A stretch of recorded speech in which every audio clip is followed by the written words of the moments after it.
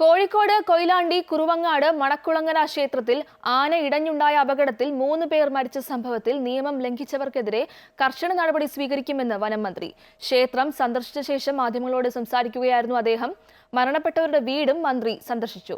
അതേസമയം നിയമ നടപടി സ്വാഗതം ചെയ്യുന്നുവെന്ന് ക്ഷേത്രം ഭാരവാഹികളും പ്രതികരിച്ചു. ക്ഷേത്രം സന്ദർശിച്ച് ക്ഷേത്ര കമ്മിറ്റി അംഗങ്ങളുമായി ചർച്ച നടത്തിയ ശേഷമായിരുന്നു മന്ത്രി എ കെ ശശീന്ദ്രന്റെ പ്രതികരണം. വളരെ ദാരുണവും ഞെട്ടിക്കുന്നതുമായ സംഭവമാണ് ഉണ്ടായത്. ക്ഷേത്രം ഭാരവാഹികൾ മനഃപൂർവ്വം ഉണ്ടാക്കിയ അപകടമല്ല. എന്നാൽ സർക്കാരിന് നിയമ നടപടിയുമായി മുന്നോട്ടു പോകണം. വെടിക്കെട്ട് ആനകളെ പരിഭ്രാന്തരാക്കിയെന്നാണ് അറിയാൻ സാധിച്ചത്.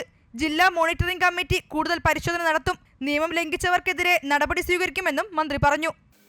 സർക്കാരിന് നിയമ നടപടികളുമായി മുന്നോട്ട് പോയേ പറ്റൂ എന്നതാണ് ഞാൻ അവരെ അറിയിച്ചിട്ടുള്ളത്. നിയമപരമായി ആകുമ്പോൾ അവർക്ക് നിയമപരമായി കാര്യങ്ങൾ ബോധ്യപ്പെടുത്താൻ അവസരം ഉണ്ടാവുമല്ലോ, അതവർ ചെയ്യട്ടെ. നമുക്ക് ഇപ്പോഴുള്ള നിയമവും നടപടിക്രമങ്ങളും കോടതി നിർദ്ദേശങ്ങളും പാലിച്ചുകൊണ്ട് മുന്നോട്ട് പോകാനുള്ള നിലപാടാണ് സ്വീകരിച്ചിട്ടുള്ളത്. മരണപ്പെട്ടവരുടെ വീടും മന്ത്രി സന്ദർശിച്ചു.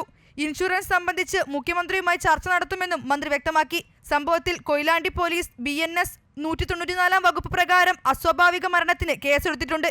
എന്നാൽ ആനകളെ എഴുന്നള്ളിച്ചത് മാനദണ്ഡങ്ങൾ പാലിച്ചാണെന്നും മതിയായ അകലം പാലിച്ചിരുന്നുവെന്നുമാണ് ക്ഷേത്ര കമ്മിറ്റിയുടെ വിശദീകരണം. നിയമ നടപടി സ്വാഗതം ചെയ്യുന്നുവെന്നും ക്ഷേത്രം ഭാരവാഹികൾ പറഞ്ഞു. വരും വർഷങ്ങളിൽ എഴുന്നള്ളിപ്പിന് ആനയെ ഒഴിവാക്കാൻ കഴിയുമോ എന്ന് പരിശോധിക്കുമെന്നും ഭാരവാഹികൾ വ്യക്തമാക്കി.